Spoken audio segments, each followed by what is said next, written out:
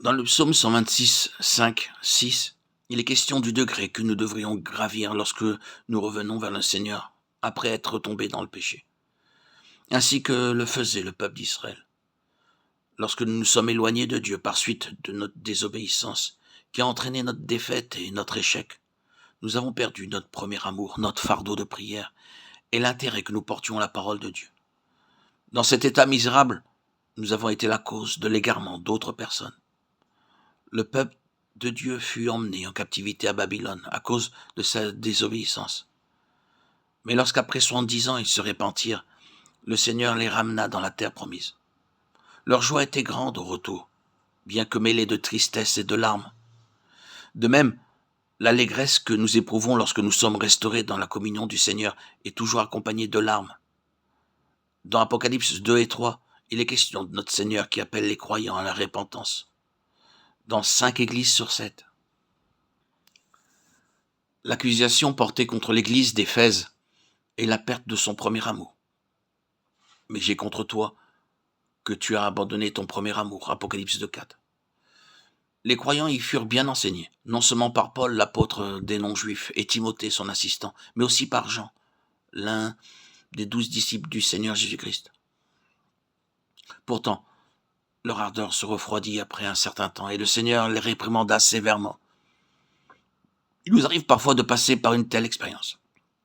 Une tentation subtile peut nous amener à devenir froids et indifférents. Notre fardeau de prière diminue et nous n'éprouvons aucun intérêt pour les âmes qui périssent. Ce qui est pire, nous ne demandons pas mieux que de rester dans cet état.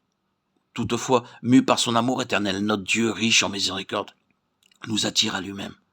Nous nous humilions alors et retournons vers lui.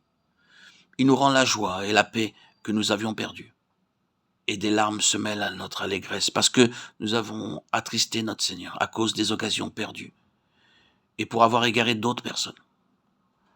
Après de telles expériences, nous sommes mieux placés pour aider d'autres croyants tombés dans le péché.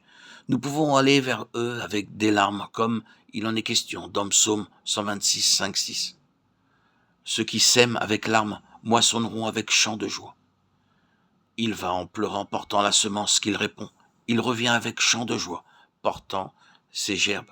C'est seulement lorsque nous prenons conscience de la bonté et de la miséricorde que Dieu nous a manifestées, en pardonnant notre rechute dans le péché, que nous pouvons être d'une aide réelle à ceux qui se trouvent dans la même situation. Nous sommes capables de prier pour eux avec des larmes de sympathie et d'affection plutôt que de les condamner sévèrement et de les détester pour avoir gâché leur témoignage.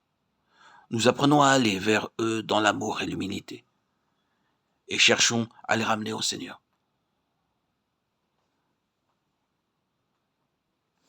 Frères, quand même un homme s'est laissé surprendre par quelque faute, vous qui êtes spirituels, redressez un tel homme dans un esprit de douceur, prenant garde à toi-même, de peur que toi aussi tu ne sois tenté.